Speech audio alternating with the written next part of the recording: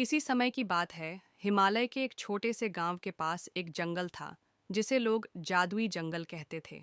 गांव के बड़े बूढ़े कहते थे कि इस जंगल में जादुई शक्तियां बसती हैं। वहां की हर पेड़ पौधे, फूल और पक्षी में एक अलग ऊर्जा थी। पर किसी को पता नहीं था कि यह जंगल सचमुच जादुई था या सिर्फ एक कहानी। गांव में एक लड़का था जिसका नाम अर्जुन था। अर्जुन 19 साल का था और उसे नई नई चीज़ों की खोज करना बहुत पसंद था। एक दिन उसने तय किया कि वह इस जादुई जंगल की सच्चाई पता लगाएगा। सूरज ढलते ही अर्जुन जंगल की ओर चल पड़ा। जंगल में कदम रखते ही उसे एक अजीब सी शांति महसूस हुई। हर तरफ से पक्षियों का मधुर गान सुनाई दे रहा था और हवा में फूलों की खुशबू थी। जैसे जैसे वह अंदर बढ़ा, उसे महसूस हुआ कि यह जंगल सचमुच आम जंगलों से अलग है। कुछ देर चलने के बाद अर्जुन को एक विशाल बरगद का पेड़ दिखा। उस पेड़ के नीचे एक चमकती हुई झील थी। अर्जुन ने झील के पास जाकर देखा तो पानी के अंदर एक परछाई सी नजर आई।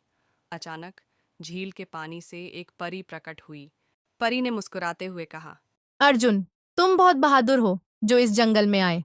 यह जंगल सचमुच जादुई है, लेकिन इसकी शक्तियां केवल उन्हीं को मिलती हैं जिनका दिल साफ और इरादे नेक होते हैं।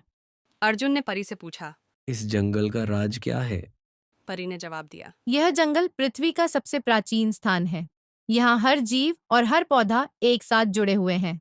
यह जंगल केवल उन्हीं की मदद करता है जो दूसरों की भलाई के लिए कुछ करना चाहते हैं। मैं इस जंगल की शक्ति का उपयोग अपने गांव के लोगों की मदद करने के लिए करना चाहता हूँ।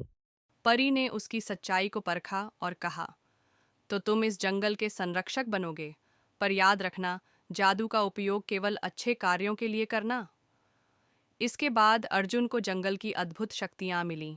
वह अपने गांव लौटकर सबकी मदद करने लगा। जहां लोग बीमार पड़ते, वहां वह जंगल के जड़ी बूटियों से इलाज करता।